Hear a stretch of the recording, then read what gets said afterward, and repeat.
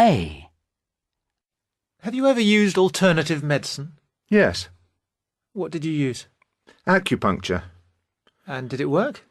Well, it did, actually. I had the terrible time of... I lost my sense of taste and smell. Wow. Which started off with a cold, and then I completely lost my sense of taste and smell for about 3 or 4 months. And it was very debilitating, and it was really quite frightening. Oh, sure. You suddenly realise that there's no point in eating at all, because it's just fodder. All the beauty of life kind of goes. It's an extraordinary thing of not having one of your senses. And somebody recommended to me acupuncture. Uh-huh. And I went along and I said, do you think you can do anything about it? And she said, yes, I think I can. She said, so here's a rose, which was in her room. Right. She said, put your nose into it and tell me what you can smell. I put my nose into it.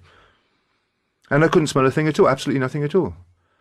And she laid me down, and half an hour of needles later, I got up. She said, have a smell of the rose again. And I put my nose into it, and there was this faint, faint odour of rose, which was quite the most beautiful thing I've ever smelt in my entire life. So, And almost straight away then? Yeah, well, over the course of the next 2 weeks, very, very slowly, it came back. I was walking down Northampton Street, and a woman walked past, and I went, oh, perfume. And I literally turned and followed her. And, she'd see me. She would have thought I was rather weird because I sort of had my nose into her hair at that. And it all came back. Wow. B.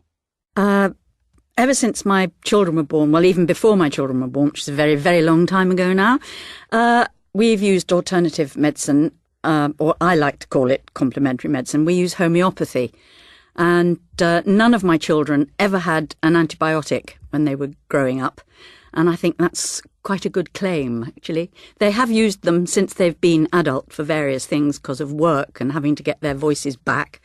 But apart from that, no antibiotics. And I don't think I've had one in the last 30-odd years. C. Kate, have you ever taken alternative medicine?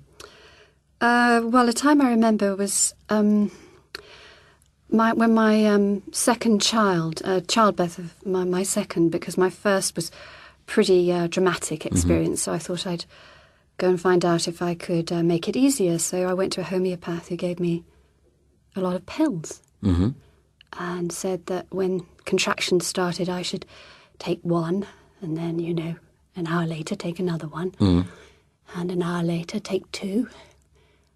But within half an hour, I'd taken all 3 bottles and were still in agony.